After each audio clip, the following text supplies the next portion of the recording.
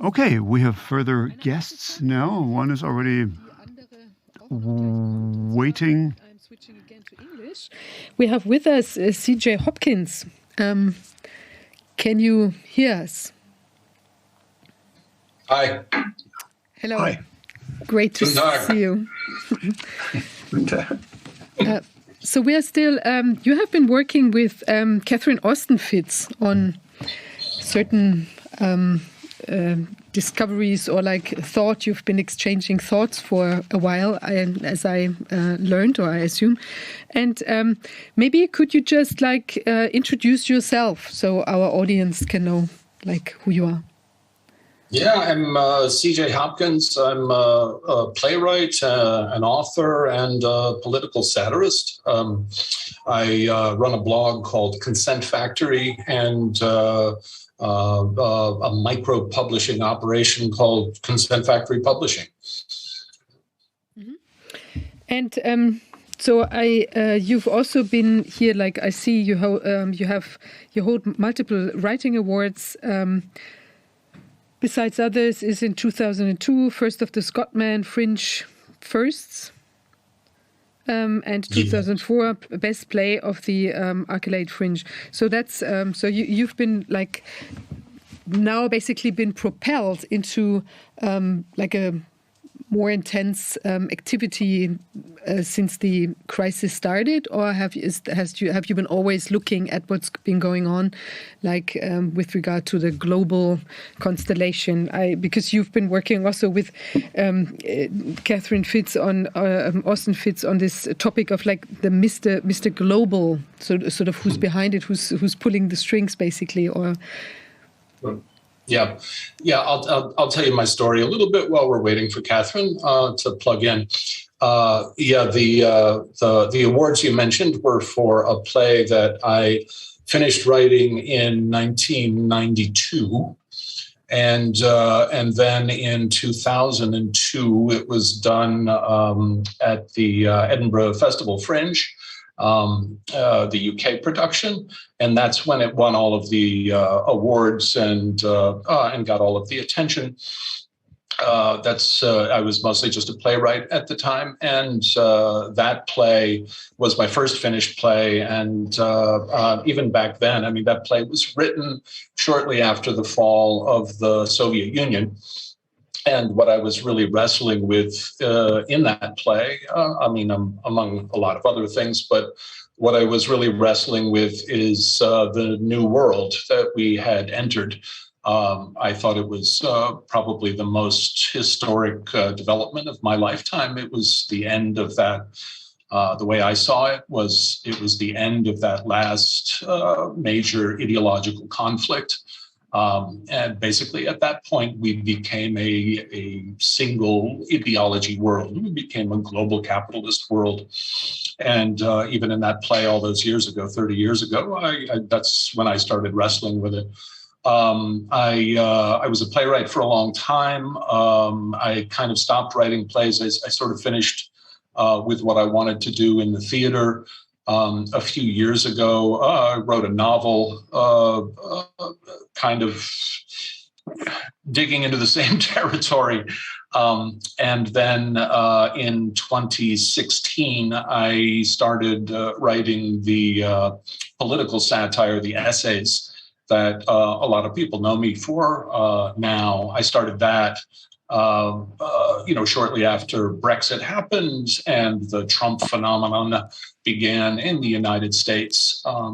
And what got my interest there was what people were calling, a populist uprising. And I saw it as this backlash against the spread of global capitalism and the hegemony of global capitalist ideology. From within the West, basically, what I've kind of tracked, I think, throughout most of my creative life is the Soviet Union fell, and shortly there was that strange period of a few years when nobody really knew what the master narrative was anymore. The Cold War was over, and we didn't really have a new master narrative, and it was sort of confusing. And then 9/11 happened, and we entered the War on Terror. And basically, the War on Terror was our master narrative from 2001 right up until the summer of 2016. And I tracked it. Actually, I cited it in one of my essays. A lot of people don't remember, in the summer of 2016, we were still very much in the War on Terror. Everyone was very excited about the lone wolf terrorists. Right, and there were attacks in Nice, and there was one here in Germany, and this was the master narrative that we were living under, very much still in the War on Terror.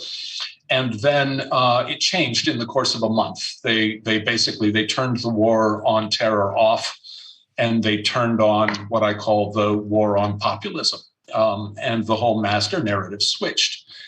Suddenly we weren't under threat from Islamic terrorists anymore. Now we were under threat from, extreme right populists who were going to rise up and destroy democracy. And that narrative continued all the way through the Trump years. And it sort of segued in, it sort of blended right into the beginning of the rollout of the new normal in 2020. So that's a really long answer to your question. What I'm trying to say is I think I've been tracking the same thing throughout all my work, whether I was writing, plays for the stage or in my novel, and when I started writing political satire, I think I'm tracking the same evolution. And what I'm really focused on and interested in is the development of this new world that we're in, which I think a lot of us don't really have a handle on yet. We can't. I think even those of us who are aware of it, we can't really get our minds around the fact, because it's the first time in human history that the entire world, the globe, is unified under a single ideology, that one ideological system basically rules the entire world. And I think that's a development that we don't really understand yet. It's the one that's been fascinating me for 30 years. And now you've written a book, the New Normal Reich. Is that correct?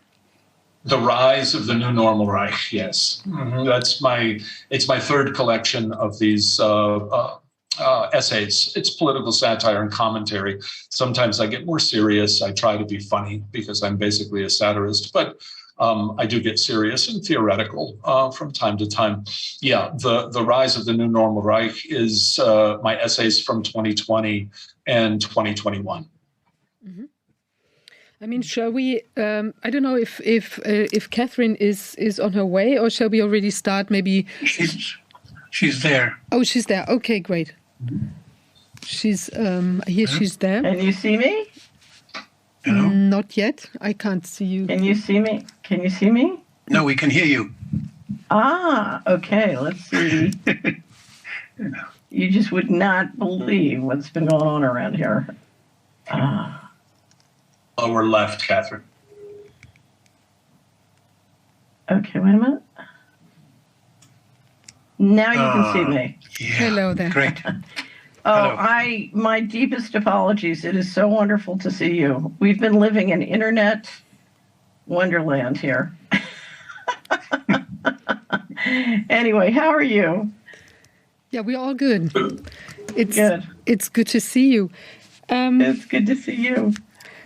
Great. Maybe we've already started to talk a little bit with C.J. Hopkins about sort of, he's given a little bit of an introduction of what he's been focusing on, and maybe could you just introduce yourself to the audience? I mean, a lot of people know you already, but just to give a little bit of some words. So my name is Catherine Austin Fitz. I'm the publisher of Solari, the Solari Report. I'm an investment advisor and investment banker.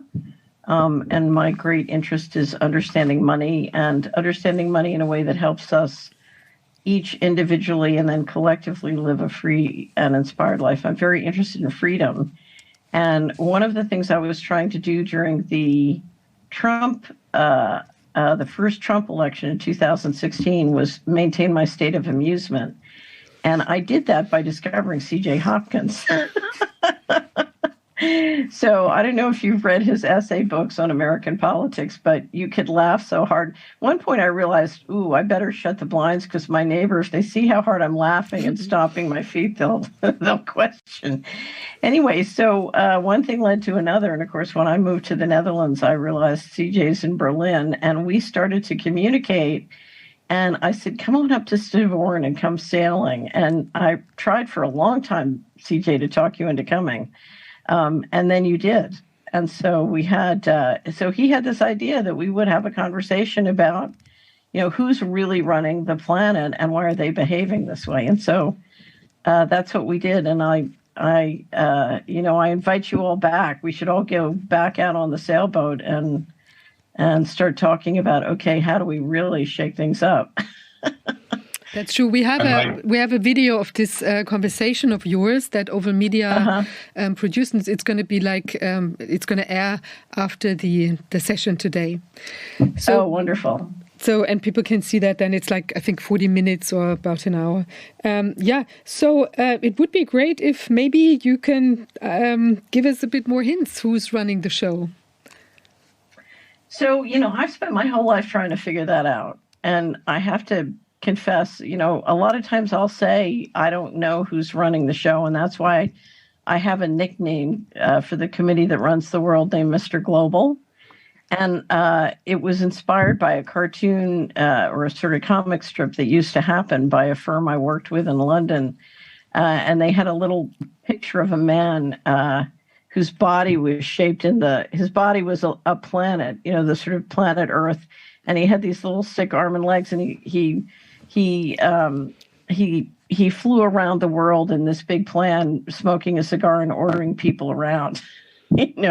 So he was sort of a nickname character for the committee that ran the world. Anyway, so on the Solari report every quarter we have a list of the most important unanswered questions, and for me the most important unanswered question is sort of who is Mr. Global and why is Mr. Global behaving the way he's behaving? Because if you're gonna war with somebody or get along with somebody, it's important to look at the world from their point of view. And I had the opportunity to work in a federal administration as well as work at the top of Wall Street, and I got a sense of what if you're running a large government portfolio or you're running a lot of private money, what the world looks like. But it was clear that things were run very centrally from upstairs, aka Mr. Global. And I will tell you, Vivian, I'm sure you have experienced this, you and your colleagues at the Corona Committee, but occasionally I'll see somebody post a comment to one of my interviews and say, well,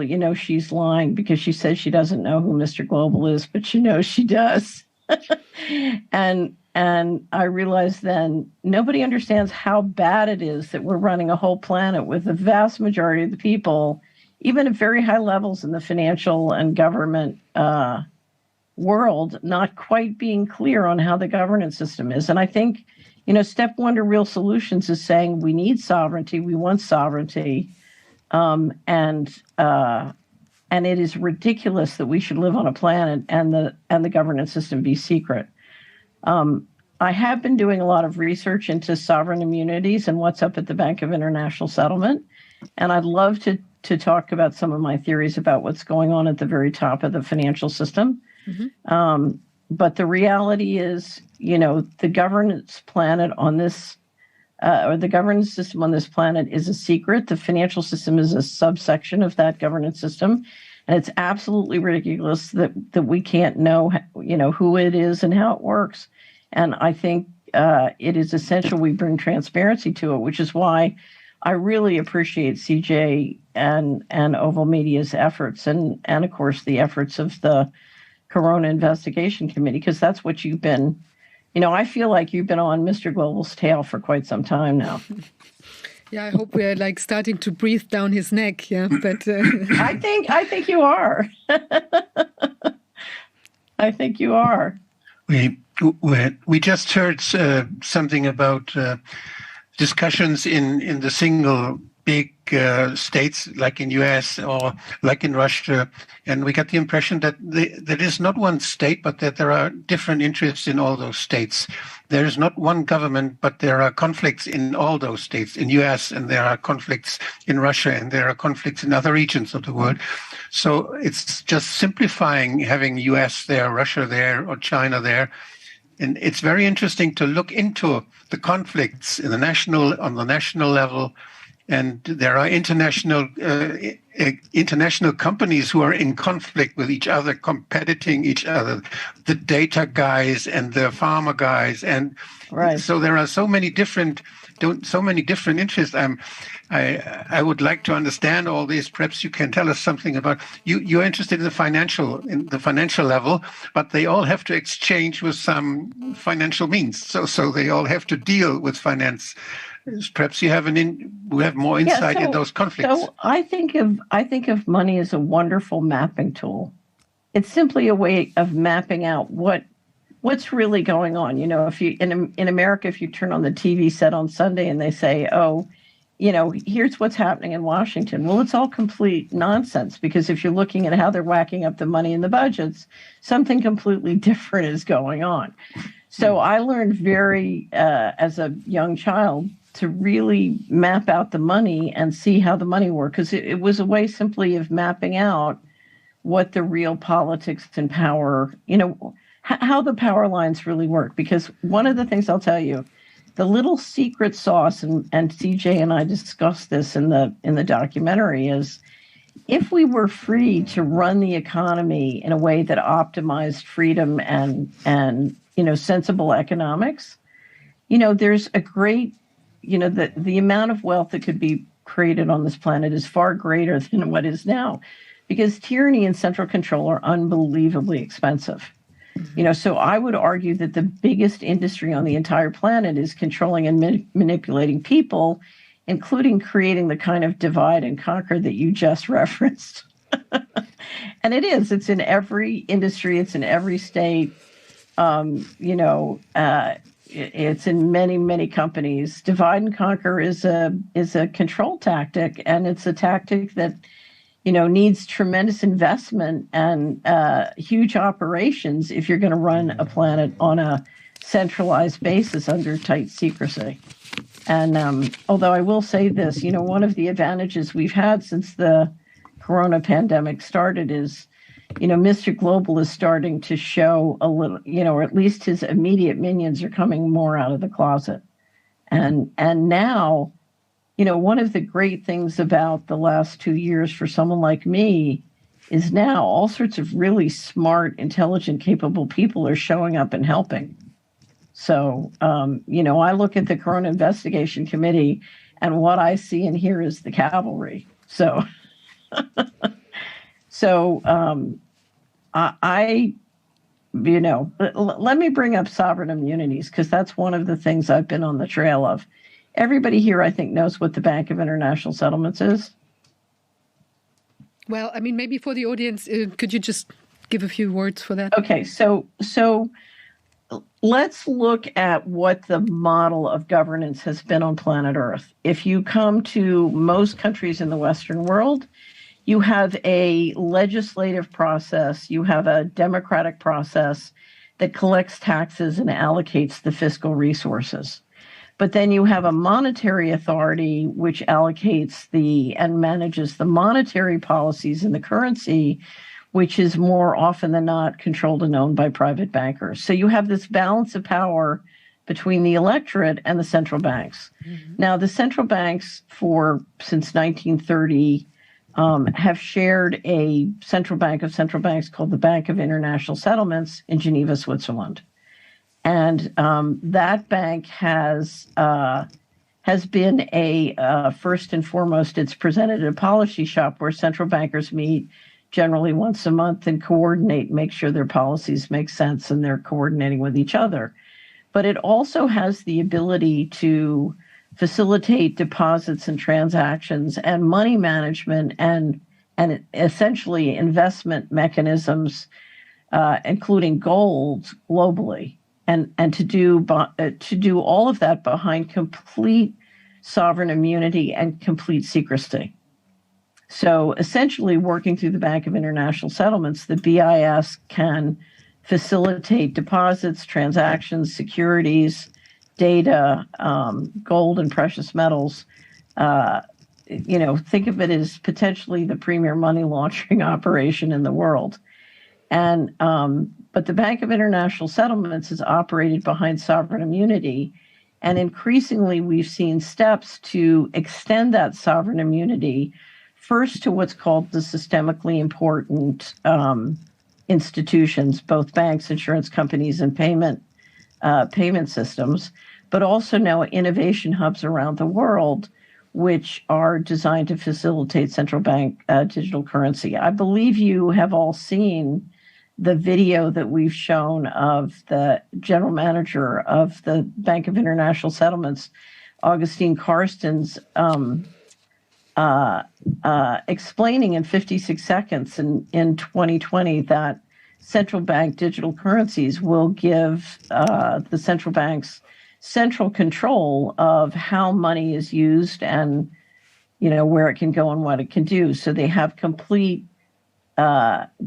complete ability to see who's doing what, but they also have the ability to set and enforce rules centrally. It's very chilling. If you go to Solaria.com and click on cash every day, you'll see it. And you might want to put it in the video for the audience because it's quite extraordinary.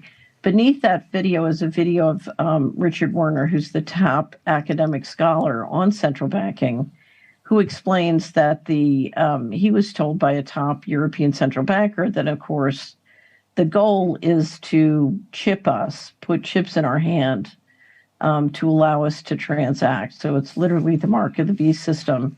And I just received, to my shock and dismay, a video from an Australian subscriber. Some of the customers of Suncor have now received a video or a letter from Suncor encouraging them to think in terms of putting a chip in their hands so they can have greater convenience when they transact. Wow. That's quite extraordinary. Yeah. So we'll put that up by Monday or Tuesday. We'll have that Suncor video or the video about the Suncor communication up beneath the two that I just described. Again, go to Solaria and click on Cash Every Day, and you can watch those. And so we're talking about... Excuse me, the Suncor, what's that again? It's an Australian financial institution. Okay. So what I believe is that we have a set of agencies under the United Nations, the WHO, the World Bank, the IMF, and then we have a Bank of International Settlements working with the central banks in a way that creates sovereign immunity. And between sovereign immunity on development economics, and that includes the ability to put countries in a debt trap, and sovereign immunities on all the shenanigans around the pandemic or negotiations, that give indemnities of pharmaceutical companies, et cetera, and the sovereign immunities of the central bankers. What we're talking about is the growth of a global parallel civilization, which is not subject to the laws of the sovereign governments around the world and is acting with impunity to basically shake down the current owners of assets and move assets under their ownership and control. I said before that we have a fiscal capacity in most Western countries under the jurisdiction of the electorate. And then we have banks under the jurisdiction of a monetary authority. The way, the current global reset, which I describe as a financial coup d'etat, the central banks are asserting control over the electorate. And they've done that by putting the 190 plus countries in a debt trap. Mm-hmm. And there's no reason why sovereign governments can't work their way out of that debt trap, but they can't do it in the current system. And And so what I see is a group of global institutions with sovereign immunity basically destroying the sovereign governments. And that's our job as citizens. Can we take our sovereign governments back, reassert sovereignty, both individually and nationally, and turn to these global institutions and say, you know something, we're taking back, we're canceling your sovereign immunity. You are no longer free to be above the law. I mean, that's also something we could see with Gavi in Switzerland. They also have immunity, Right. like just what you said. So basically, they can also, nothing that they transport, like within Switzerland or whatever they do, can be like even checked upon. So it could be like gold or diamonds or whatever that they just basically smuggle or move from here to there, and you don't know what's going on. So they cannot be sued. Also, I think the only exception was that they can be sued if they're involved in some car crash. I mean, that's traffic accidents. Imagine that, and nothing else. One thing I should manage. It's up at the homepage at Solari. I wrote an article about the BIS called "Does the BIS owe us $21 trillion?" Because after many decades of declining to do so, the Fed became a shareholder of the BIS in late 1994. And that was not long before the 21 trillion started disappearing from the federal government. And my challenge for many years, Vivian, has been to try and figure out how you could possibly launder that much money. Actually, the pipes of the BIS is what could handle that scale of money laundering and cycling it back into various groups, including groups like the Gates Foundation or the Clinton Foundation. So, I think we've been watching a group of institutions acting outside the law.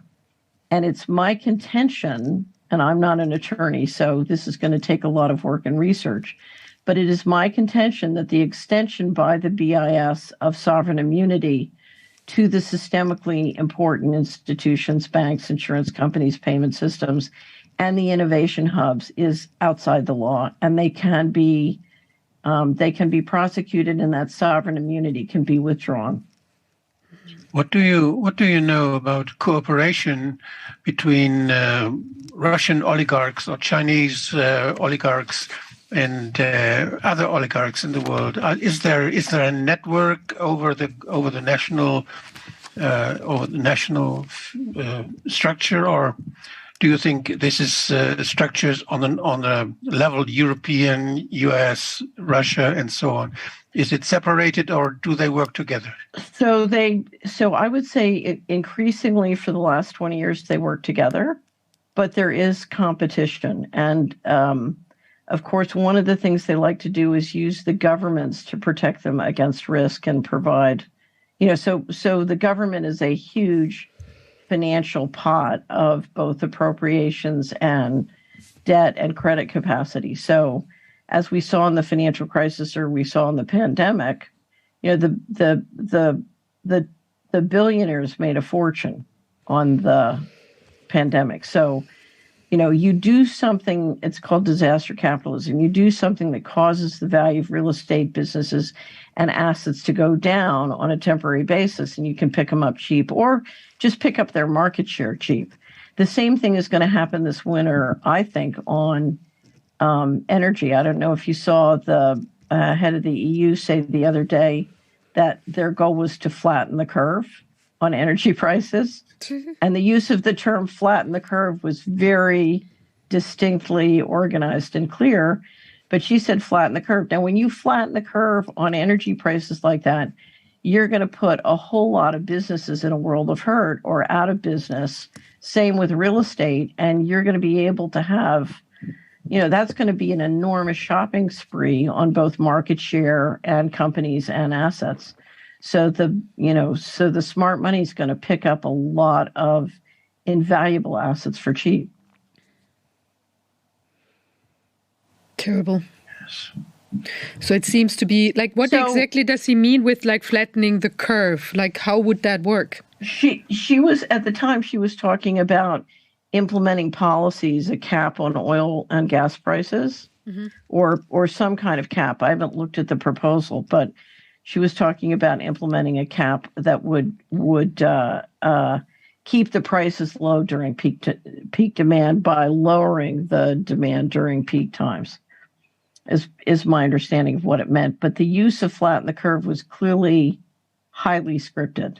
And after the pandemic, I have to say, I think CJ would probably say it was in very poor taste. I would say it was perfect. Yeah. It's it's part of the vocabulary of the new normal. Right. This lingo. I mean, at this point, the majority of the masses have been conditioned. I before you joined us, Catherine, I was just talking about the series of master narratives or realities that I've been tracking for the last 30 years, from the fall of the Soviet Union through the war on terror, through the war, what I call the war on populism, which just segued right into the new normal. And, each one of these master narratives, they become a reality, not for those of us who are critics or who are opposing it, but for the majority of the masses, they become reality. You can put scare quotes around it if you want. But it is, even now we see it with the new normal. A lot of the, the so-called COVID measures are being revoked and being canceled and so on. And they can be because the narrative has done its work. Mm-hmm. It has become our reality where she can come out now and just say, we need to flatten the curve. And heads are just going to nod. Of course, we need to flatten the curve. That's what we do. The curve is bad. It has just become part of the fabric of our reality. Yeah. Maybe it's a good point for me to jump in and just give a different perspective, because I'm nowhere near as knowledgeable as Catherine is about all the financial stuff or even the geopolitical stuff. I think I heard Wolfgang talking just before we came on about the complexities of the world and all of the different overlapping conflicts. And, the fact that before you joined us, Catherine, I was giving my usual spiel about how we live in a single ideology world and have for the last 30 years. And I've been tracking the development of it. A lot of people hear that and hear that in a simplified version and think, okay, so there's no more competition between nation states and everything is, being centrally controlled. And of course, that's not the case. It's a very complex, multiplicitous world where, of course, there's competition between nation states, just like there's competition between corporations. What I'm talking about is on this hegemony is on the systemic level. Yeah. And what I think, what I've been trying to draw attention to is the evolution of this new world that we're in. And if you look at it through my lens for a moment and just follow my storyline, it's not down on the detailed level, but it's more up on the meta level. If you see the end of the Cold War, as I do, as sort of the end of the last real big ideological conflict, right? At that point, global capitalism, Catherine talks about Mr. Global, I talk about Globocap, right? That's my funny name for the system that I can't articulate. So we become a Globocap world. Yeah, one ideological system. Sure, it's complex. Sure, it's multiplicitous, but we're all basically living in a global capitalist reality, right? So, okay, imagine your Globocap. The Cold War is over. Your ideology now, you run the world. Basically, your ideology rules the entire world. What's left to do? There aren't any more outside adversaries, right? The Soviet communism's over. Yeah, it's there. That's it. You occupy the entire territory of the earth. So what's left to do? What's left to do is clear and hold. This is a military expression. You occupy the territory. You move throughout the territory looking for pockets of resistance. All right, where is some resistance to my new ideology that I'm installing? You identify them and you wipe them out. You destabilize them, or you wipe them out one way or the other. If you look back at the last 30 years, what was the war on terror? Well, that was resistance, against this unified global capitalist world. It was resistance coming from Islamic fundamentalists, basically, who said, hey, you know what? We don't want to give up our values. We don't want to give up our religious values and play ball with global cap, right? Contrast this with Saudi Arabia, which is completely integrated into the machine. And even though they're technically a theocracy, they play ball with global cap. A few other countries said, no, we don't want to do this, right? And so we had the war on terror. Let's go in and destabilize the Middle East and restructure that whole place, right? That continued all the way up to 2016. Why did it end? Well, the reason that it ended is suddenly we had this populist uprising happening all over the West, not in the Middle East, but it was happening in the West. Catherine was talking about sovereignty. And I described this way back when, I come from the left and I alienated a lot of my audience because I started saying, okay, this is a reactionary uprising, right? That's coming from the right. But I don't mean reactionary in a pejorative sense. These are countries, these are nations that still conceive of themselves as sovereign nations. And they are trying to hold on to their sovereignty, preserve their sovereignty, and defend it from the destabilization and restructuring that global capitalism is carrying out, right? That started and that backlash spread, and it led to Brexit and it led to Trump, and we have the whole war on populism period, right? Where basically anyone who was criticizing, resisting the hegemony of global capitalist ideology was branded as a, far right fascist extremist who wants to destroy democracy and, take over the world or something. All right. It seamlessly bled into the new normal in 2020. And suddenly it was about shut up and we're going to lock you inside your house.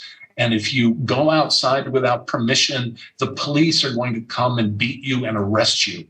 And if we tell you to wear a useless mask on your face, which everyone agreed up until about a week ago was completely useless against airborne viruses. But now if we order you to wear it and you don't, the police will haul you off of a bus. Right. And when we order you to take our experimental vaccines, you will take them, or we will punish you, we'll destroy your career, we'll financially crush your family. What's happening?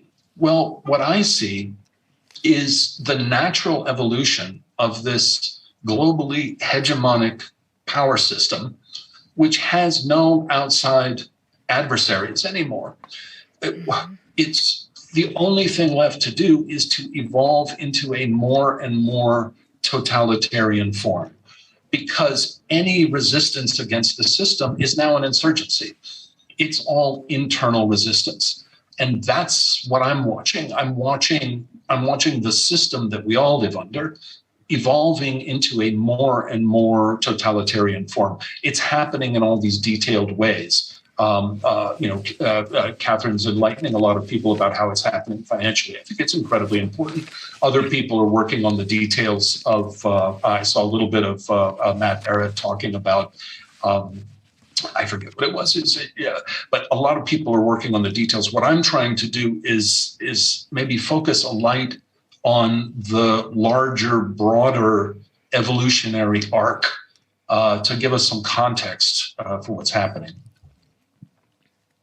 So that's where we have, what Patrick Wood points out, this the technocratic approach, basically, technocracy, this kind of stuff that you have put a price tag on everything, on the energy, and that's another way to keep the people basically hostage to what's to what the government wants. That you have they control you by now that we see the upcoming energy crisis, and now that if you well behave, you might have access to a little bit of gas and electricity or whatever.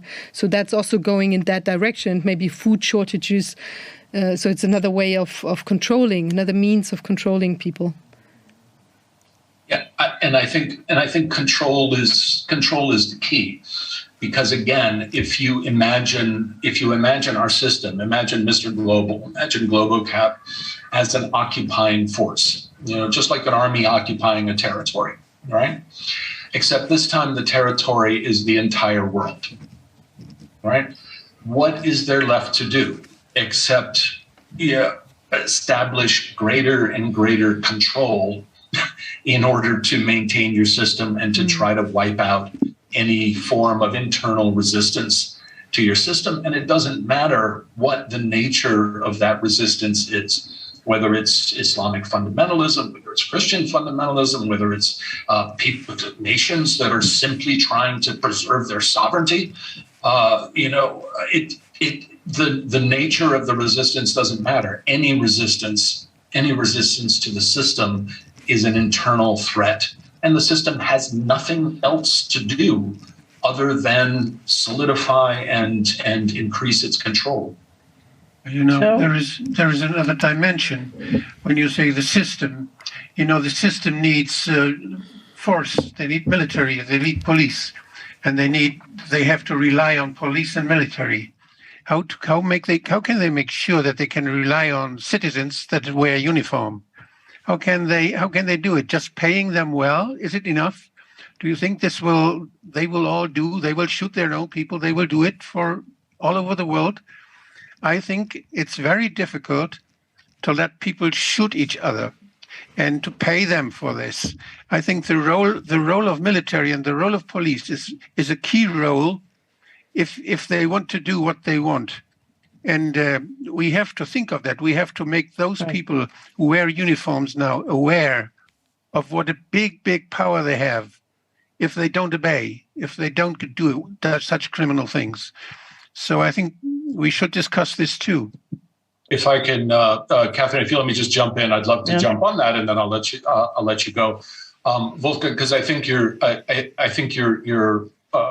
opening up a can of worms that we should open up and look at, and it's something that I've written about a little bit. First of all, if you look at the unprecedented propaganda and conditioning campaign that has been waged, yes, over the last 2.5 years in the context of the pandemic, but also during the 4 years prior to that, basically since the populist uprising began. If you look at that and you look at the effect of it, and you look at the size of the majority of the masses that are nodding their heads and going along and just parroting the most absurd possible things, and the small size of the minority of those of us who are trying to push back, I think it is testament to the power of this propaganda, of this communications machine, which is just as important, if not more important, than the actual soldiers and the police in terms of controlling people. Having said that, I also think it's really important to follow the narrative that has been disseminated again since around 2016. One of the first essays I wrote it is 2016, 2018, something, I forget.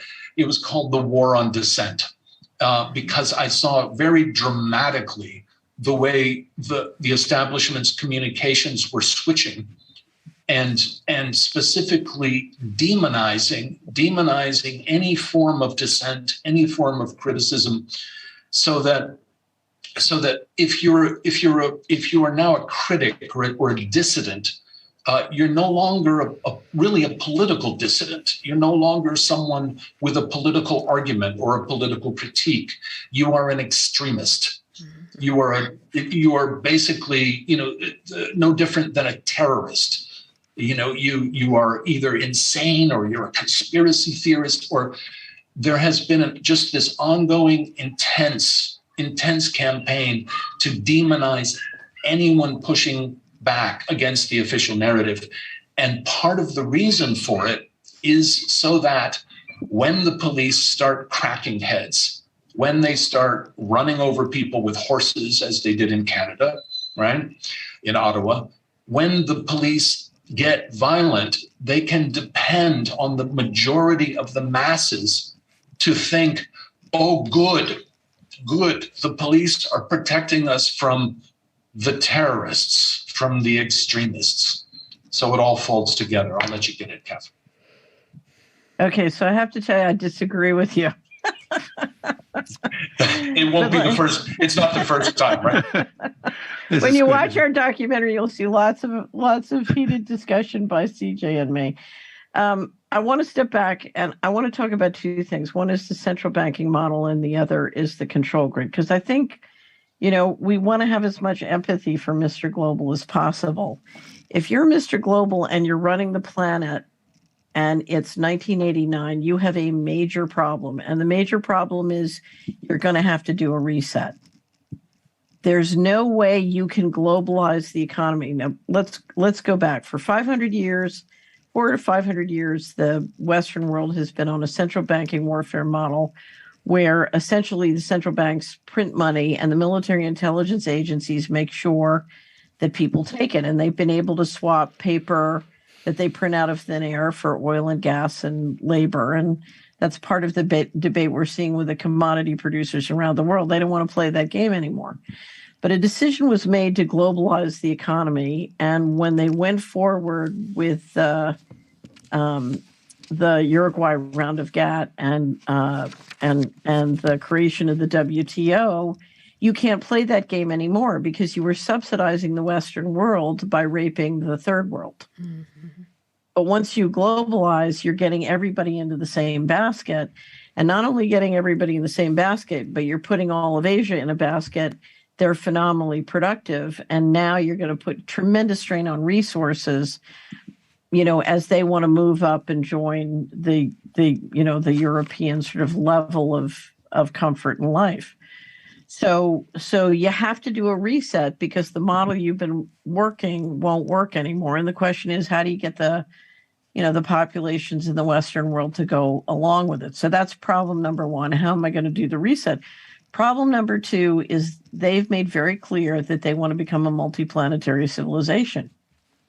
And if you become a multiplanetary civilization, you need a way of risk managing whether it's money or operations on this one planet in a way that you can interact, as a civilization that's living on more than one planet.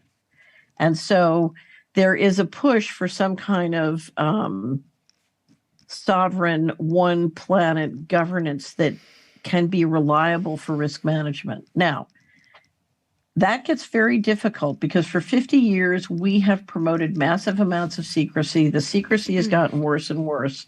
And at this point, your population is so far away from being able to exercise intelligent policy in the voting or in the civic world because they have no idea how the world works. None. Their map is like a map from Disney World, with Minnie and Mickey. And so you have this real challenge between the real map you need to do if you're Mr. Global for risk management versus the map that you've now sold people on by keeping more and more things secret. So you've got a real problem. And in there, CJ would call it propaganda. And this is where I disagree with CJ, but I think his point is correct. And that is, I would call it military-grade neurological weaponry.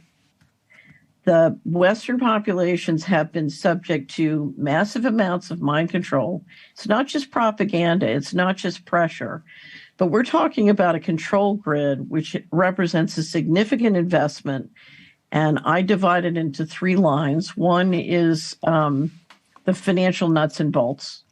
So if you look at how people are managed on the ground in a place like the United States, and this is all managed with AI and software, and they're tracked individually. Every one of us is tracked individually, and the financial nuts and bolts are phenomenally invasive and phenomenally powerful. So if you're a teacher, you better recommend that all the kids be put on Ritalin and drugs, or else you can find yourself pushed out of the school system. If you're a parent, you want your kids on Ritalin because you'll get a Social Security disability check, and that gives you the money you need to feed your kids now that they've shut down all the manufacturing and moved abroad. So one line is the financial nuts and bolts. A second line is covert operations. If you don't behave, and I know this personally, you're subject to all sorts of physical harassment, poisoning, other problems. The covert operations are quite extensive. And, I dare say that people who've tried to do something in the United States, there have been a huge number of assassinations and serious, serious harm done to people and their families who are trying to do the right thing. So the second is covert operations. But the third is we have, particularly with the advent of cellular technology and smartphones, very serious mind control going on. And if you go to Solari and you put mind control in the search box, you'll pull up a commentary with what I've found to be the best links on how mind control works. And I think they're not depending just on military and police to round everybody up. I think they're seriously depending on mind control.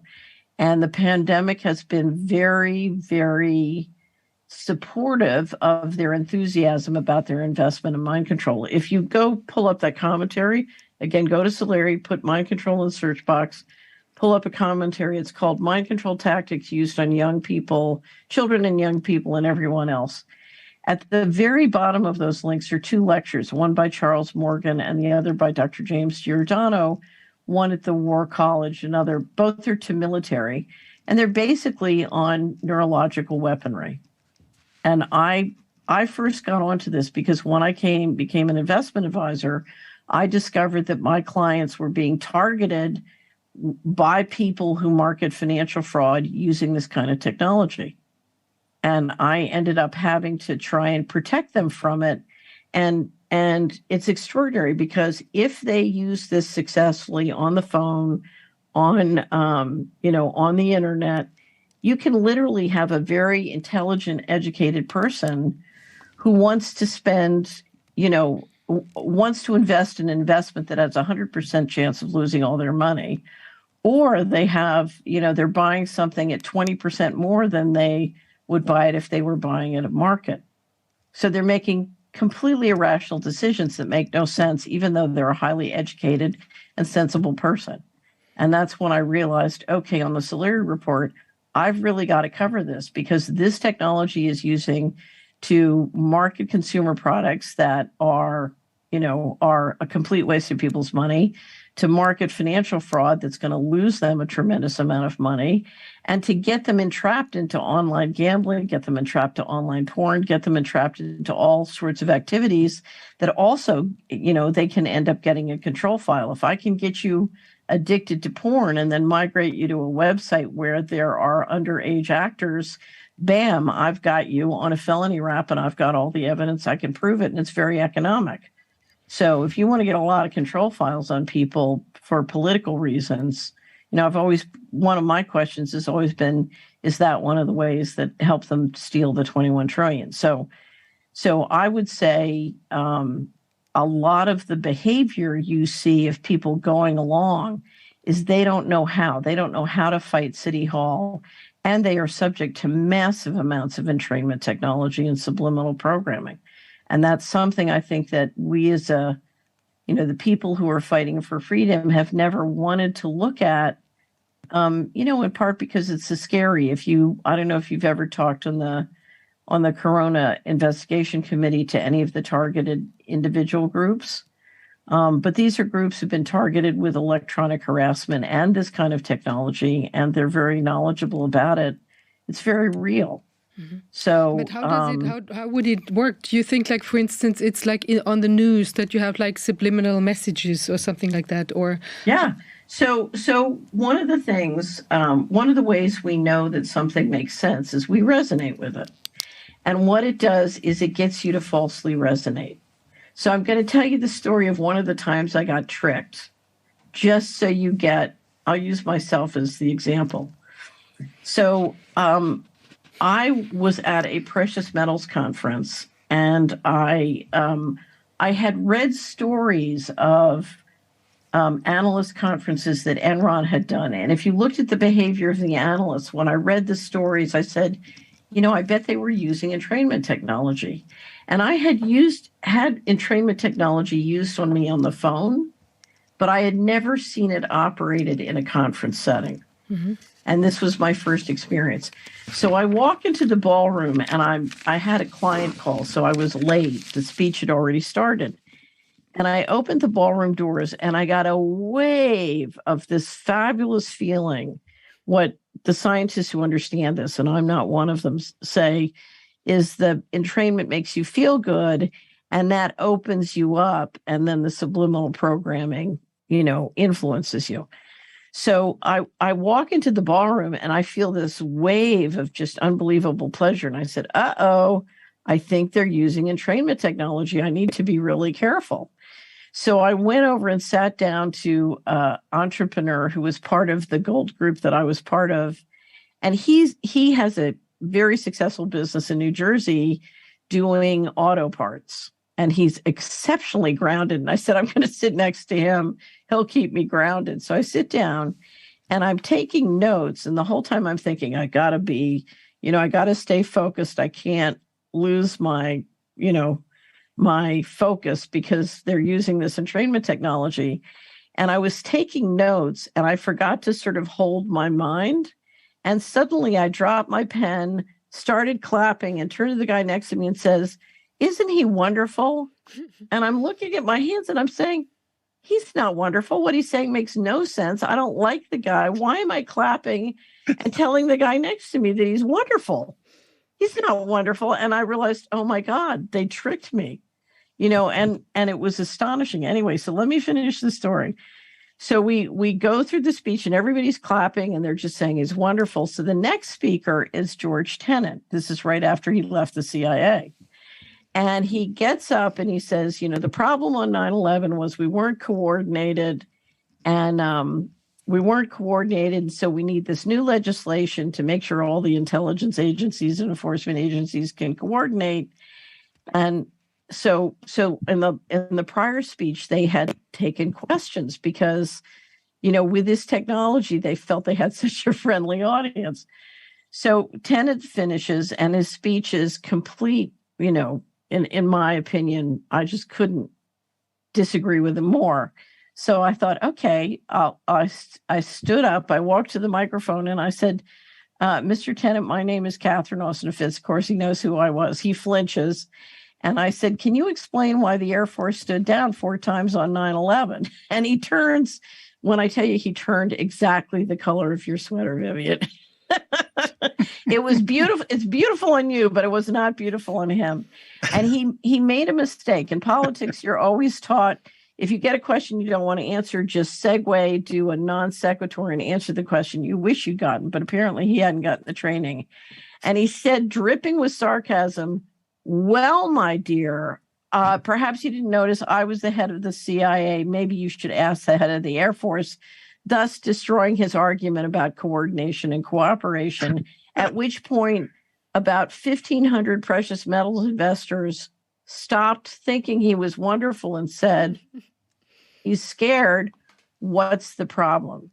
There's a problem. Something's wrong.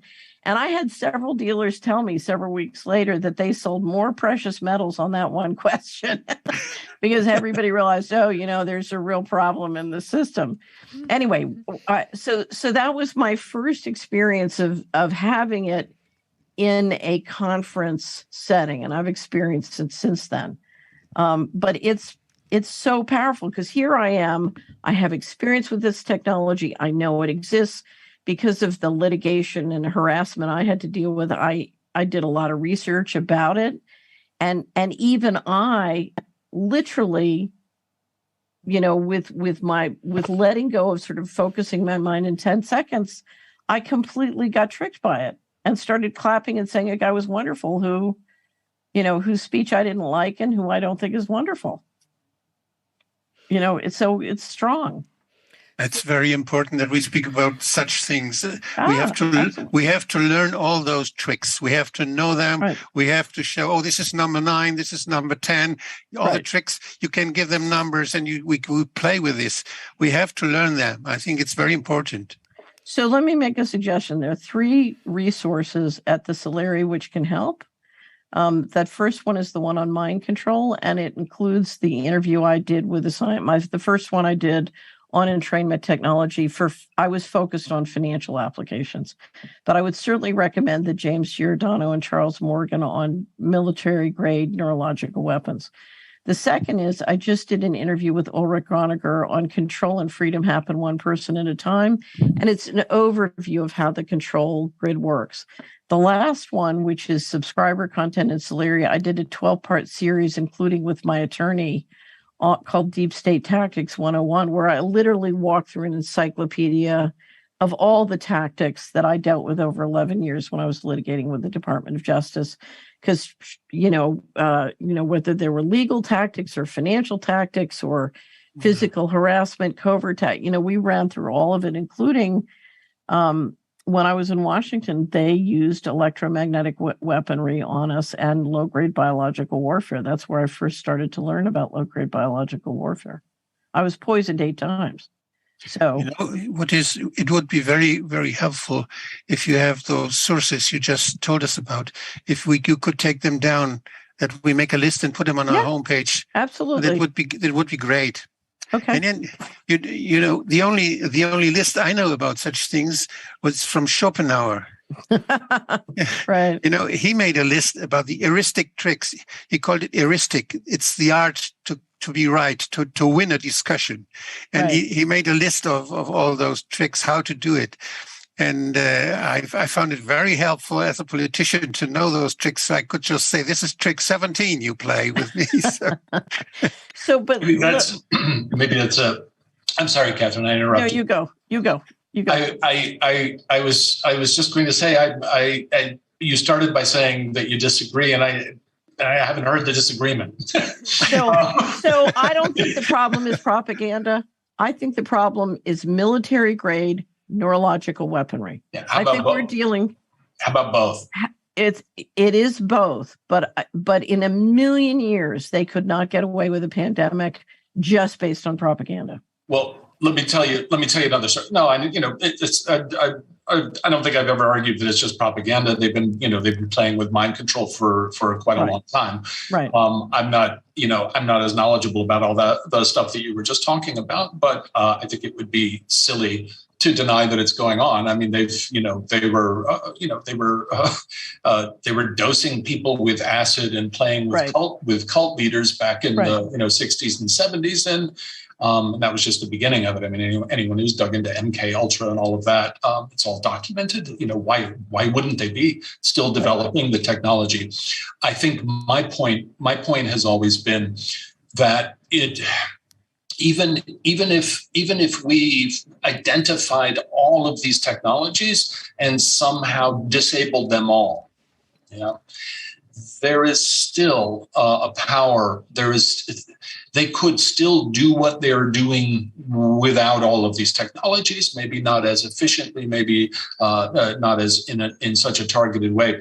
But I'll tell you another little story, just a simpler story, but it's actually similar to yours. This is back when I was still living in Miami in Coconut Grove, and when I was a young man. And my girlfriend at the time, her mother was a follower of some Maharishi. I don't know, what Maharishi it was, but we got invited. Her mother invited us to this, mass gathering of this Maharishi and his followers in some hall in Coconut Grove. I forget. And so I went out of curiosity. I wanted to, to see what was going on. And I walked into the room and immediately began feeling this energy that was, kind of powerful in the beginning. And then it just built and became more and more overwhelming. And I struggled with it in the room. And I was like, what is going on here? I feel like I'm being overwhelmed by some force in this room. And I finally had to run out of the room. I finally had to get out of the room and stop and clear my head. And I realized, what was happening, I come from the theater. What was happening in that room is that I was inside of a room surrounded by thousands of people who were all looking at this little man who was up on the stage. And these people believed that this man was God. Right.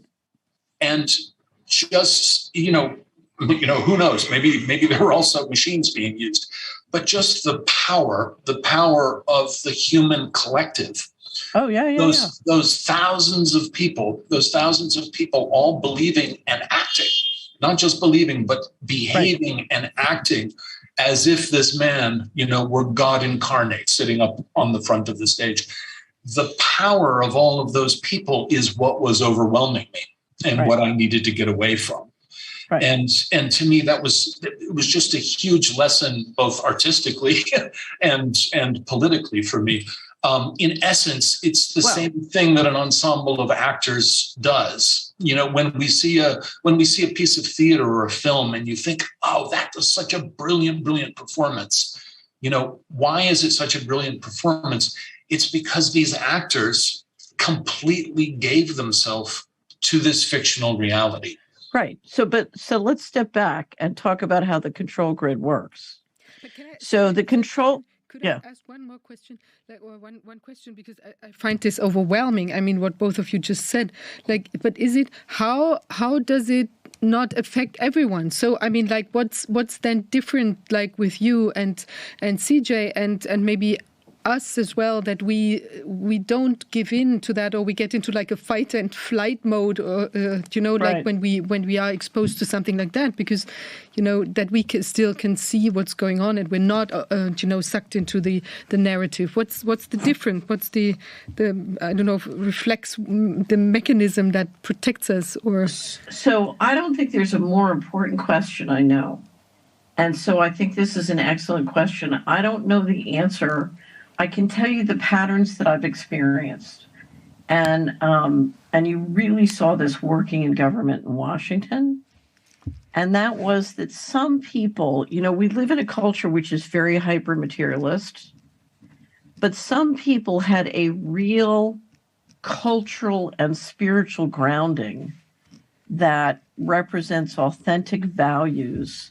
And they are sufficiently grounded and with understanding the value, whether you want to call it character or whether you want to call it spiritual values, where they could not get swept up by a group of people headed with a certain momentum or who were being pressured to go in a certain. So, for example, I worked at for a cabinet secretary who would bully his team. And he was very forceful. He was very charismatic, and he would literally terrorize people. And there were several people on his senior staff who just, they just didn't. It's not that it didn't faze them, but they weren't cowed and they weren't afraid because they had a sense of themselves, or they had very powerful spiritual values. Mm-hmm. So I think it's.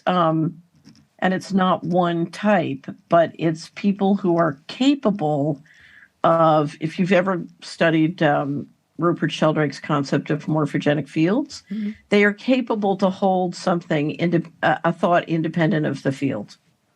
So I've literally had some of my relatives say to me, I don't want to have to hold thoughts independent of the field. I'd rather believe the official narrative, even though it's not true, because then I just feel included and I'm part of the herd.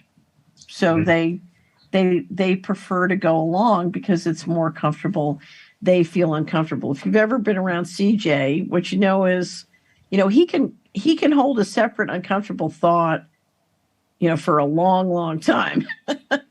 One of my favorite lines in the documentary, we were in the dinner scene and we're talking, and I said, how come you understand Mr. Global so well? And he said, because that's what I do. I'm a playwright, so I create worlds. So I understand, when Mr. Global creates our world, I see it because I'm a playwright and he's writing a play. I write plays. We're sort of, we're in the same playwright association together. Is that fair, CJ? Yeah, absolutely. I have always, or for many, many years, described the theater as a reality laboratory. Right. Right.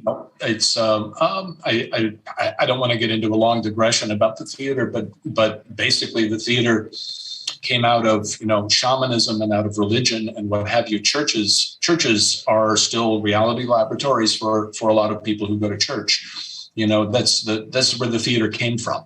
It's about creating realities. I want to see if I can answer Vivian's question, though. I think what you said was absolutely right on the money. I think the more someone is aware and grounded in their own values, the deeper that someone has actually done work in their life to discover what their values are and be grounded in them. This creates more friction when this larger, overwhelming force is coming to try to absorb them, in a sense. Someone who has not contemplated, life and spiritual matters and doesn't really have that strong foundation, they're more easily absorbed because they can't generate that as much friction against it. That said, I think there's probably a whole host of reasons why some people don't get absorbed so easily. I mentioned it in the introduction to my book. I brought up help me with my Alzheimer's, the experiments, the Milgram. Milgram, thank you very much. The Milgram experiments, why, these were performed and there are any number of other experiments. Basically what you find is roughly about a third of the people are not as susceptible. About 2/3 are ready to go along. Why is that? Maybe somebody is more grounded in their own values. Maybe someone has had experience with, mind control, with manipulation, with gaslighting in the past. And they're more aware of it and they're more sensitive to it. Yeah. And there are probably many other reasons, many other answers to that question. Yes. The one thing that I wanted to say, though, just to go back to my little anecdote about being in the room with the Maharishi crowd, is, why was I not absorbed in that room? Because there was a door that was not locked. Right. I was able to, in that moment when I felt, I'm going to be overwhelmed, and because of whatever my background was or values or what have you, I decided I don't want to be overwhelmed. I want to stay who I am. And I ran out and the door was open. If that door had been locked and I had been trapped in that room, how long would I have been able to resist? I don't know. You would learn for life. You would be afraid. You would feel any situation like that, and you would never enter again such a room. Well, Wolfgang, what I'm trying to get at is that if there is nowhere to go, if a reality, because this gets back to the point that I've been trying to stress for quite a while, a lot of the way that I see the new normal, that has been rolled out over the last 2.5 years, this is the implementation of a new reality. Yeah. I mentioned it in the beginning. We, from 2001 to 2016, we lived in the war on terror reality. That was our reality. We still take our shoes off and put our liquids in little plastic bottles, at the airport, and we didn't even think about it. It became our reality. And we opened up the newspaper every day, and there was, terrorist threat here, terrorist threat there, lone terrorist, but that was reality, right? For the last 2.5 years, we, the masses, have been conditioned in a new reality, Yeah, but you know something, CJ? That they've been building for 30 years what I call a digital concentration control camp. I mean, it's a digital control and it's a concentration camp. It turns your home, your car, everything, your community into a concentration camp. To get it to work, they've got to snap in digital IDs and CBDCs. And if they thought they could get us to go along with the cultural aspects, they wouldn't need those. They wouldn't need CBDCs and digital IDs and the complete digital concentration camp, because they don't trust us. When you go back through history, and there is an impulse of humans who want to be free. Yeah, and they don't trust us, and they want complete control of the food supply, complete control of the financial supply, complete control of the energy supply, because they don't trust us to stay in the box without unbelievably tyrannical complete control. This is a very big chance. If we feel that they don't trust us, we have the distance from them, right? And we don't trust them. They carry on, but we may get opposition. You know what I think is very important? Then, when you observe a child that is trying to feel something is wrong, this is such a big thing. You have to be so watchful when children find out there's something going wrong. It's so valuable, because when they have success with this feeling, with feeling that they think something else themselves, when they have success with it once, they will do it again. Mm-hmm. They will be encouraged to think, no, I have to be careful. So I think learning this is so important. We need schools where you can learn this. And I think I myself experienced so many situations where I was in a position. And I remember all those, I always was afraid that I may be punished by the school director, or by, I don't know, when I did something what I should not do. And afterwards I was proud. And if you have this experience several times, you have how do you say, you have instruments to survive then. Yes, absolutely. If I could just go back to what Catherine was saying, because I was going to say I disagree with you, but I don't think I really do. What I was going to say, because you said if they could do it with the cultural stuff, they wouldn't need the CBDCs and all and all this other, and they need all the stuff that you were talking about for us. They don't need it for the. Oh, I totally disagree. Well, I totally disagree. Let me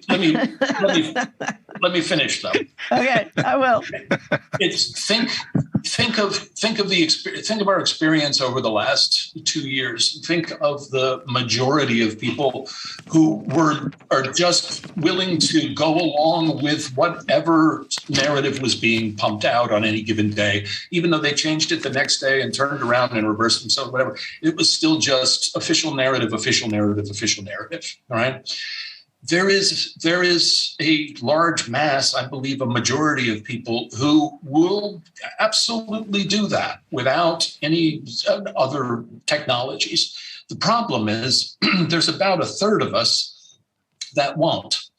And there's a smaller percentage of that third of us who are loud and speak up and start telling other people things and pointing at things like you do.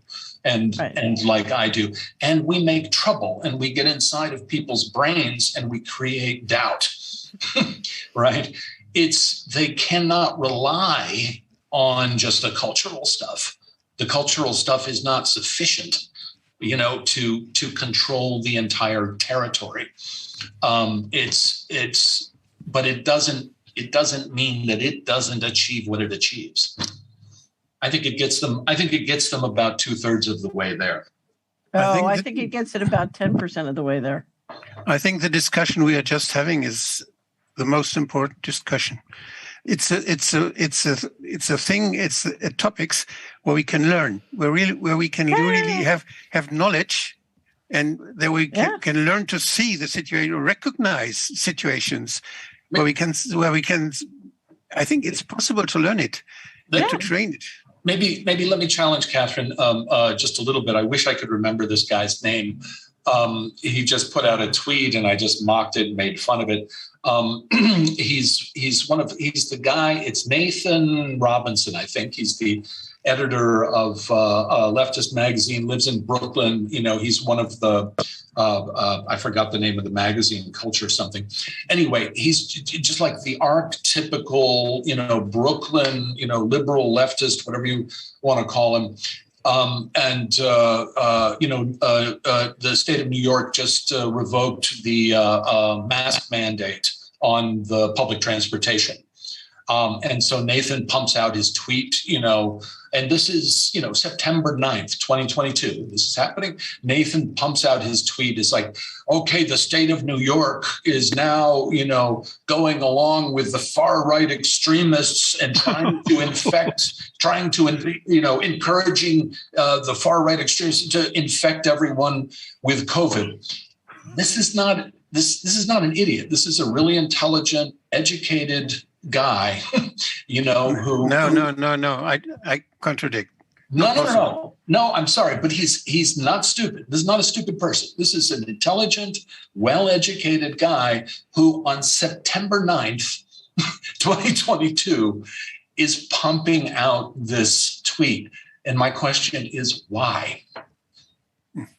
Well, there's several possibilities. One is, this is whether socially or professionally, this is his stairway to heaven. This is where he gets somewhere. That's number one. So number two is, so he's following a path, for people like him. It's almost a fashion choice.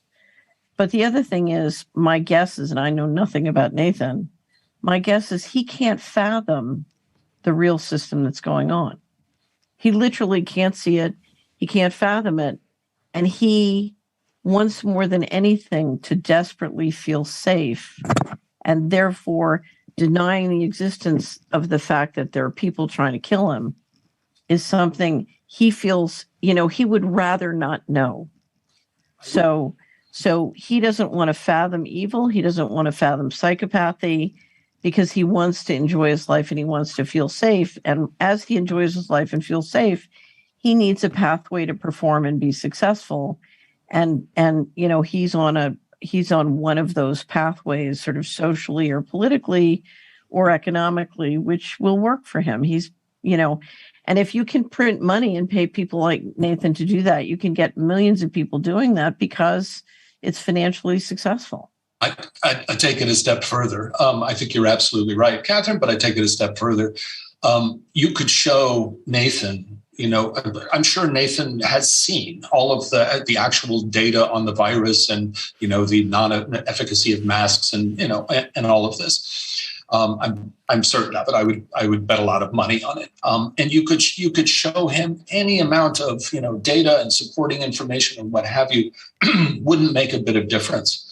Because if Nathan deviates from this narrative, if he deviates from this narrative and starts criticizing it, starts doubting it, starts questioning it, he will lose his entire professional infrastructure.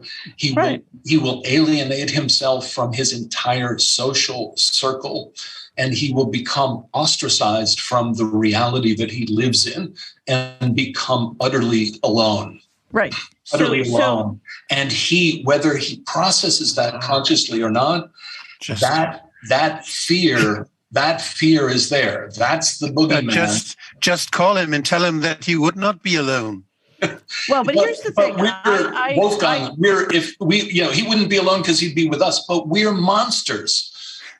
We're dangerous extremists. Okay, first of all, just remember, I started clapping for a man I loathe and turned to my neighbor and told him he was wonderful and what he was saying was brilliant. Okay. So so he's dealing with the same technology now that I was dealing, except he's ingested a lot more. That's number one. But the other thing is, if you're Nathan, I left the establishment.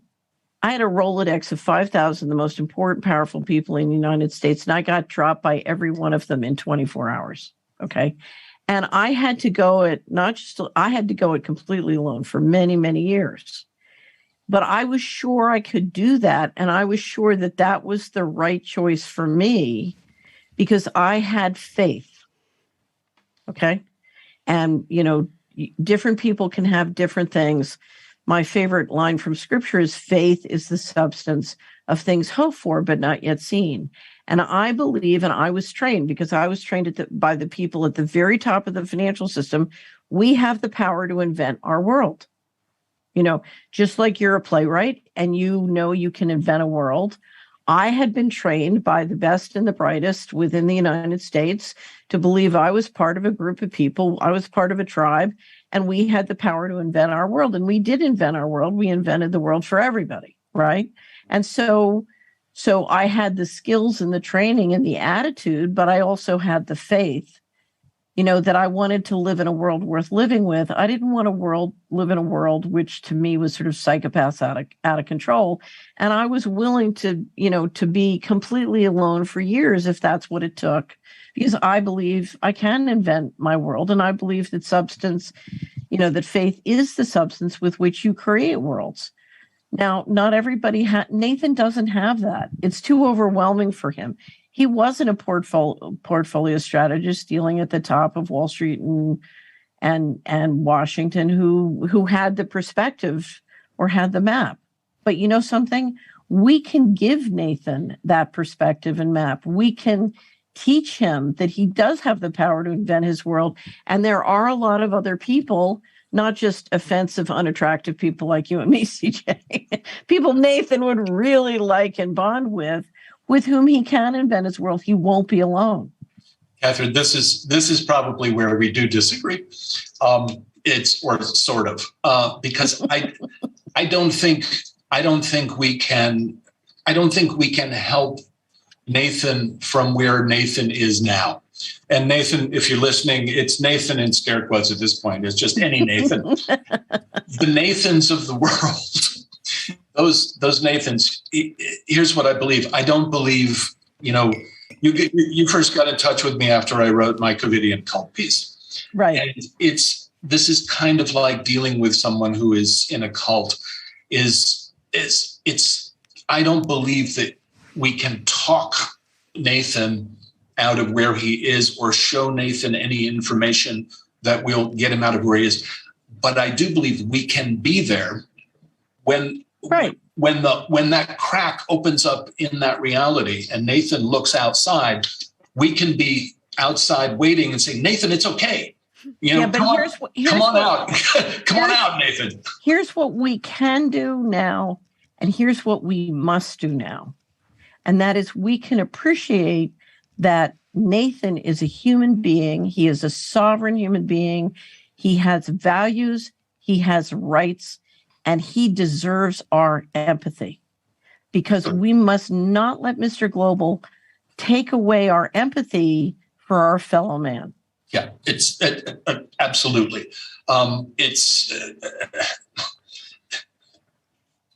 People misunderstand, and I understand why they misunderstand me, because a lot of times, a lot of what I do is about hammering on the reality that Nathan's living in and hammering on it aggressively, right? And not in a nice, gentle way.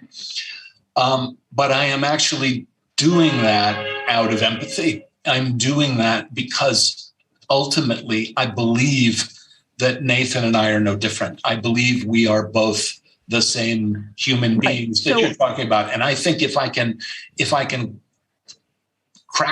put a little crack in that reality that Nathan is capable of looking and seeing that there is something outside. So,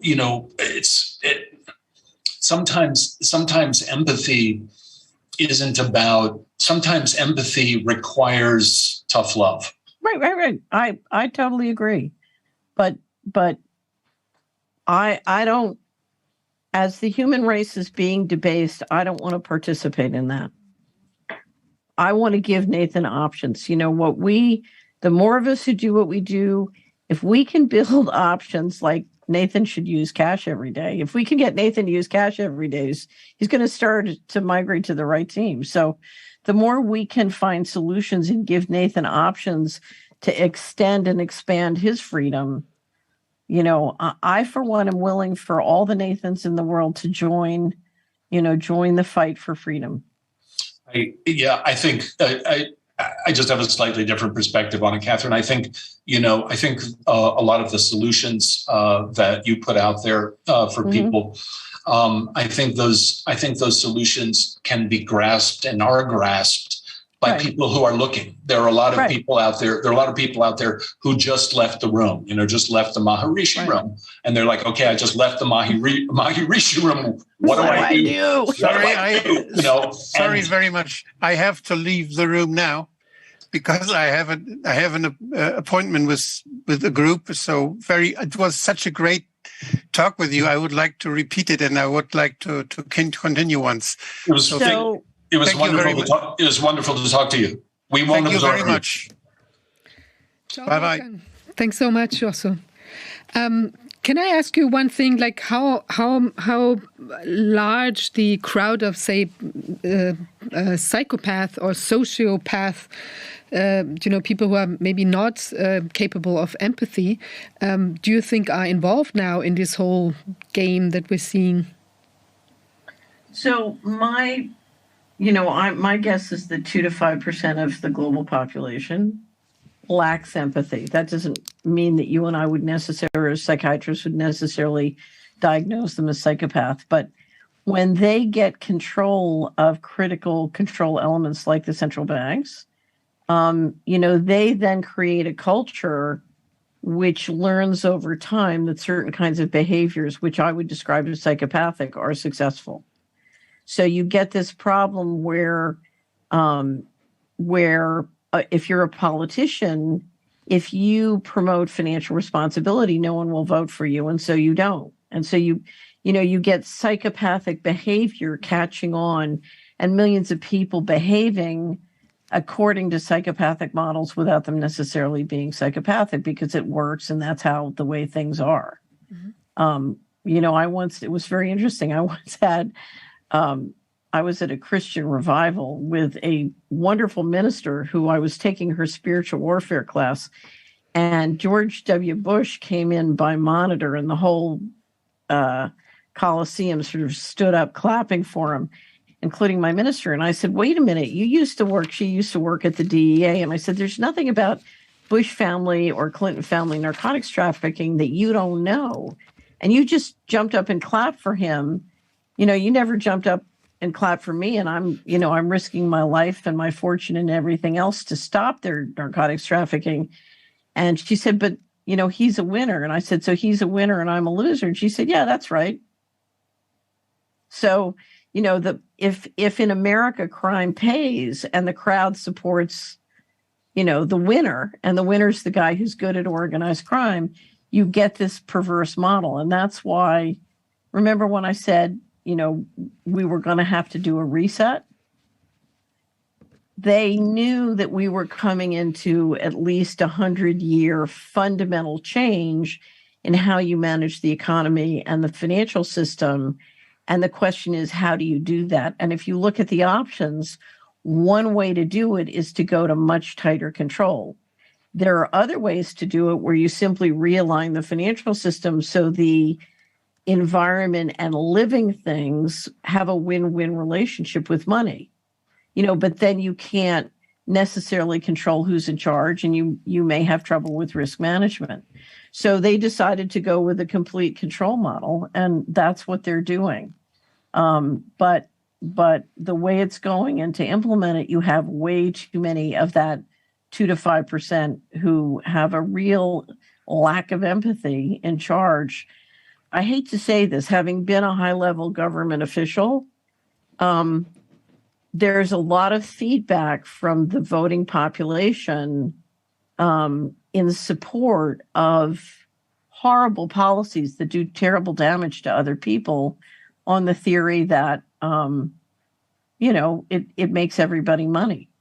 So the feedback to many people in the establishment has been, that the general population, as long as they get a check, are very happy to go along with organized crime and warfare if it makes them money.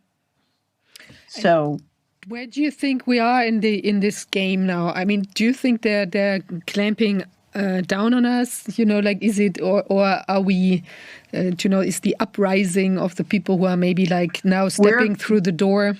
That CJ mentioned. We're coming into a massive tsunami of clampdown.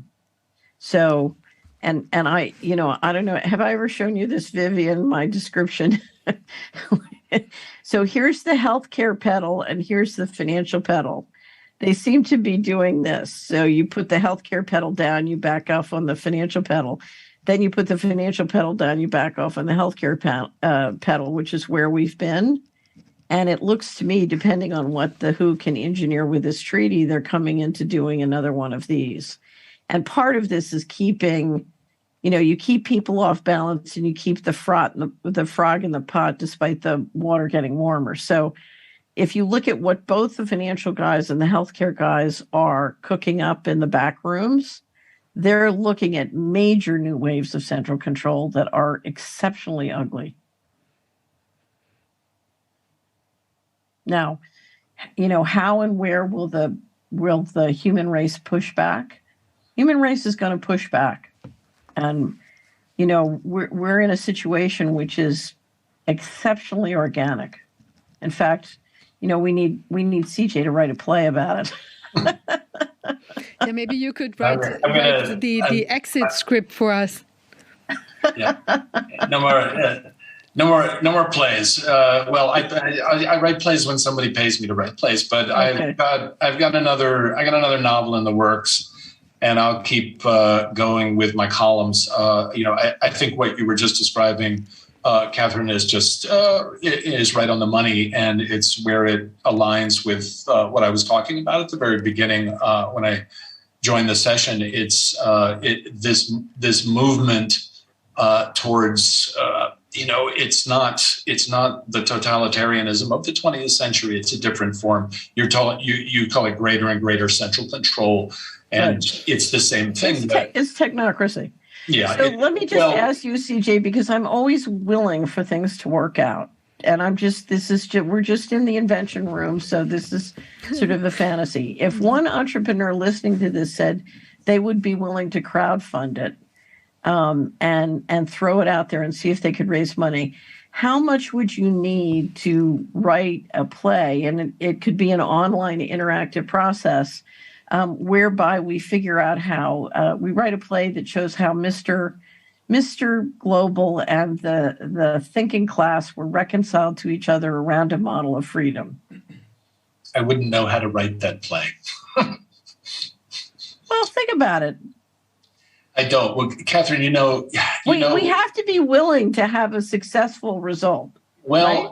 Here's another place probably where we disagree, but I think I think my perspective to a certain extent is what I think I'm watching. What I think I'm watching is the evolution of a new power system, a new form of power. And here's what I believe. I'll throw it out there, and I might have said it at dinner. Forms come into being, they evolve, and they work, and they evolve toward their ultimate expression. And having achieved their ultimate expression, they tend to die, just like flowers. Yeah, they begin with a seed, and then they grow, and then they reach their full bloom, and they die. And the seeds that they drop out of their death become new forms and new flowers. I don't believe that that the evolution of this form can be stopped, can be retarded. I don't see how. If it can, great, I do. I'm willing. But here's I do. I absolutely do. Okay, go ahead. But here's what I believe. When I meet and talk with people like you and Wolfgang and Vivian and it's the way that I see us. I don't see us really as a force that's trying to retard the evolution of this form. That's trying to stop it or reverse it.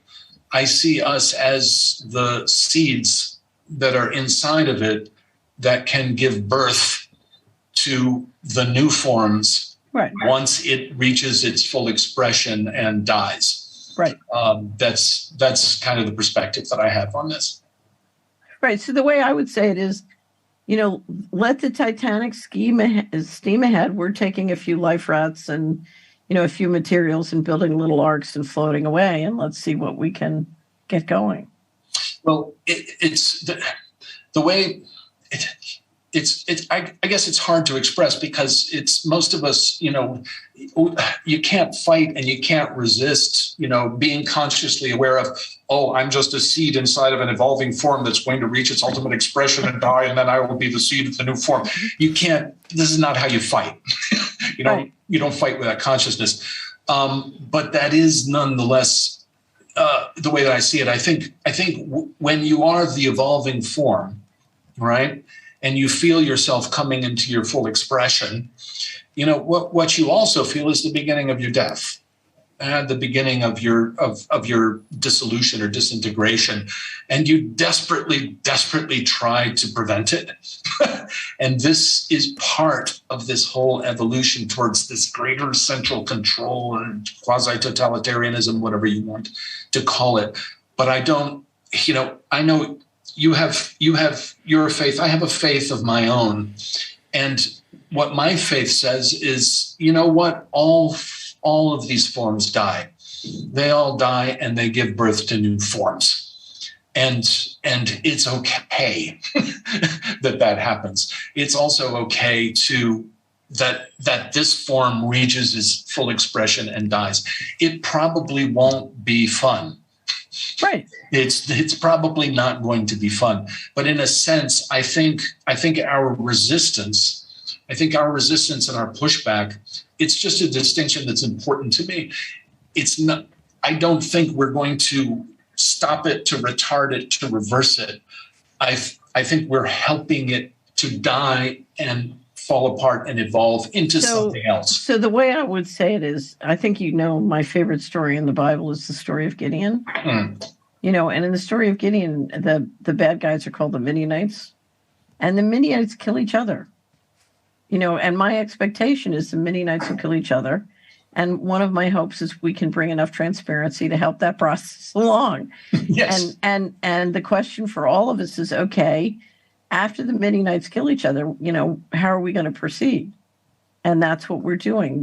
We're building, the post-Midianite expression of human civilization. Right. You are, yes. That I talk a lot and I write about values. And yes, it's exactly what you said. In the course of our resistance right now, we are already building or trying to build the next forms, and we're doing it.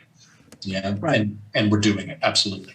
Yeah, I think we're sort of enabling the new system, but I would also join Catherine in this conviction, basically, that it's there's something we can do about it. I think it's in the end, I think it's truth that's going to prevail, and I think it's it's love and beauty, and it's like what humankind is really about. And I think this is such a strong force. I don't think that in the end, the evil and the like profiting from this and all these dark, greedy forces, are going to survive. I think they're really just going to expose themselves now in this kind of this sort of these times, basically, because I think it's also in the air, that everything is now coming out. It's going to be seen, and everyone is going to at some point turn away. I mean, with disgust, basically, and say, this is not what we've come here onto this earth. I think it's really, it's a transformationary process. And I think that the others, with like going crazy and crazier, and, you see them like dancing and all the nasty masks fall off and they're like with the back against the wall. And, it's becoming so obvious that I think that at some point people are really going to see it and say, this is not for me. I'm really going to, step off this plank that we saw and I do not consent. And they just move away. I think it might not even be necessary that we really stand against them, as you said, and like push against them. I think we're just going to, go another road. And I think we absolutely need to push against them. I think we have to play our parts. These are our parts. I can step out and float above the earth and analyze things the way that I just did, but that's not where I live. I live, down here, and my part in this drama is to fight, to push back. Yeah, it is to create this kind. Yes, we can. Even though I see things the way that I see them, I think what we are all doing is absolutely essential, even if we don't know what the solution is, if we don't know how to win, even if we don't, think we're going to win, it doesn't matter. We are all, what it comes down to, Catherine brought it up, it's why was she able to burn her entire Rolodex in 24 hours? What enabled her to do that? And she said it, she has faith. Yeah, she has faith. When she looked and said, if I burn my whole Rolodex, if I just, wipe out my whole world, like we were talking about, Nathan is afraid of doing, what will I have? And Catherine's answer was, I have faith, right? It's those of us who have faith or have something, whatever it is, that allows us to push back and fight. It's absolutely essential that we do, even if we don't understand how we're going to win. No, of course, I think we must fight back, and we are doing that, But I think in the end, once we've pushed back enough, I think that we can really just watch them crumble, because I think they're really gonna, go so overboard with what they do, and then they really just gonna, destroy themselves. And I think it's, like we have today. It's I think we really picked the right word for this for this session. I noticed that. Yes, and I think it's it's faith, love, and hope, basically, that's going to lead us through all this. I noticed that it was absolutely the perfect word. And, Vivian, of course, it's nothing lasts forever. No form, no system lasts forever. They all die and new forms take their place. It's only when you think that you're in control of everything that you can last forever. Yeah. And unfortunately, I feel like we're kind of in that phase with this thing. Anyway, I'm going to have to go soon. Yeah, we should get together for some brainstorming on how the exit script could be written, and I think we should reconvene. Yeah, do go ahead, Vivian. In business, you know what a forecast is, but sometimes you do a backcasting. And a backcasting is when you write the fictional story of how it all worked out and was successful. And by putting together the backcasting, you start to realize, these are the actions we could take today which would most help us be successful. So it's called a backcasting. And we have to figure out how much money it would take to get CJ to do a backcasting and see if we can't get some entrepreneur to crowdfund it. Yeah, let's look for that. I'm flexible. See what you can get me, Catherine. Okay. Yeah, I'm open. Like I said, I'm still writing. I just did a commission for a crazy, theater type thing with a college in Massachusetts. Like I say, I'm taking commissions. So. Okay, let's get the money together. I think it sounds like a plan. Okay, thanks so much for talking to us today. It was really, I think it was amazing and very inspirational. I think I'm going to dream tonight about maybe like a first step to the solution. So we can then take it from there. Well, what we all need to do, because I think you called it right, Vivian, we have to nurture our faith, our hope, and our love. Yeah, let's do that. Yeah. Thanks so much, everyone. Thanks. It was a pleasure. Thank you. Thank you. Bye-bye. Bye. Bye.